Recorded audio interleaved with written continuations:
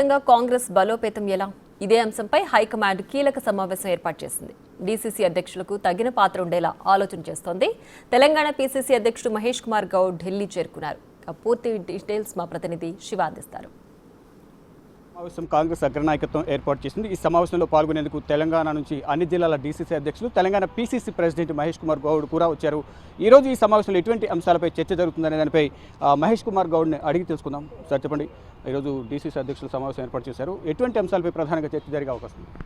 ప్రధానంగా డీసీసీ అధ్యక్షుల యొక్క వ్యవస్థని పటిష్టపరచాలని, రానున్న భవిష్యత్తులో డీసీసీ అధ్యక్షులకి ప్రాముఖ్యతనివ్వాలని, అంటే రేపు జరగబోయే అసెంబ్లీ పార్లమెంట్ సీట్ల ఎన్నికల ప్రక్రియలో కూడా డీసీసీ అధ్యక్షుల్ని ప్రమేయం ఉండేలా చూడాలనే ఉద్దేశంతో ఏర్పాటు చేసిన సమావేశం ఇది. డీసీసీ అధ్యక్ష పదవి అనేది కాంగ్రెస్ పార్టీకి ఫౌండేషన్. ఇది జిల్లాలు పటిష్టంగా ఉంటేనే రాష్ట్రం పటిష్టంగా ఉంటుంది, రాష్ట్రాలు పటిష్టంగా ఉంటే దేశం పటిష్టంగా ఉంటుంది. దాంట్లో భాగంగా కింది స్థాయిలో ఫౌండేషన్లో ఉన్నటువంటి డీసీసీ అధ్యక్ష వ్యవస్థని ఇంకా శక్తివంతం చేయాలని, వారికి పరిపూర్ణటువంటి ప్రాముఖ్యతనివ్వాలని వచ్చే గుజరాత్లో జరిగే ఏ సెషన్లో దీని విషయంలో పలు నిర్ణయాలు తీసుకున్నటువంటి నేపథ్యంలో ఇవాళ ఖర్గే గారు, కేసీ వేణుగోపాల్ గారు దాదాపు 16 రాష్ట్రాల డీసీసీ అధ్యక్షులతో సమావేశం అవుతూ ఉన్నారు మొదటి విడతగా. దాంట్లో తెలంగాణ నుంచి కూడా అధ్యక్షులందరూ కూడా ఢిల్లీకి రావడం జరిగింది. ఖర్గే, కేసీ వేణుగోపాల్తో సమావేశం అవుతారు. వీరు ఇచ్చే సలహాలు, సూచనలు కూడా వారు తీసుకుంటారు. తర్వాత వారు దిశ నిర్దేశం చేస్తారు. అంటే నిన్న కొంతమంది డీసీసీ అధ్యక్షులు మీనాక్షి నటరాజన్తో కూడా సమావేశమయ్యారు. వారికి కూడా కొన్ని కీలక సూచనలు చేసినట్టు తెలిసింది. ఎస్, మీనాక్షి నటరాజన్ కూడా ఆర్గనైజేషన్ వచ్చినటువంటి నాయకురాలు. ఎన్ఎస్ఏ అఖిల భారత అధ్యక్షుడిగా యూనివర్సిటీలో రాజకీయాల్లో పాల్గొని వచ్చినటువంటి నాయకురాలు, గ్రౌండ్ రియాలిటీ తెలిసినటువంటి నాయకురాలు. కాబట్టి జిల్లా అధ్యక్షుల యొక్క సాధక బాధకులు వినడానికి ప్రత్యేకంగా వారు సమావేశమైనారు. వేడిగా ప్రధానంగా గత కొంతకాలంగా రీసెంట్గా కీలక సమావేశం జరిగింది కాంగ్రెస్ అగ్రనేతలతో. సీఎం గారు కూడా వచ్చారు, మంత్రివర్గం కానీ, నామినేటెడ్ కానీ, ఇటు పీసీసీ కార్యవర్గం. ఇది ఎప్పటి వరకు క్లారిటీ వచ్చే అవకాశం? ఇవన్నీ కూడా ఏప్రిల్ మాసం అవుతాయని మేము అనుకుంటా ఉన్నాం. రేటు ఇచ్చిన హామీలన్నీ సక్రమంగా అమలవుతున్నాయా? ప్రతిపక్షాలు ఆరోపిస్తూ ఉన్నాయి. ప్రతిపక్షాలు పసలైన ఆపనలు ఎవరు లెక్క చేస్తారు? 10 ఏళ్ల బీఆర్ఎస్ పాలనకి 15 మాసాల కాంగ్రెస్ పాలనకి చాలా వ్యత్యాసం ఉంది.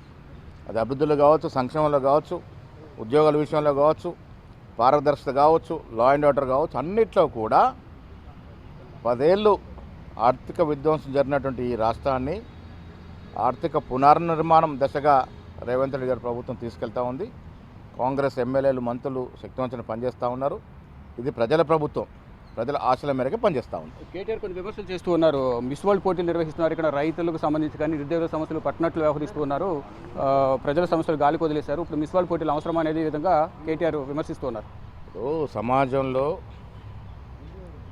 అభివృద్ధి, సంక్షేమంతో పాటు మన రాష్ట్రం యొక్క పేరు యావత్ ప్రపంచంలో మారుమోగే విధంగా ఒక అవకాశం వచ్చినప్పుడు దాన్ని సద్వినియోగం చేసుకోవాలనే ఒక ఉద్దేశం తెలంగాణ ప్రభుత్వం మిస్ వరల్డ్ పోటీలు నిర్వహిస్తూ ఉంది.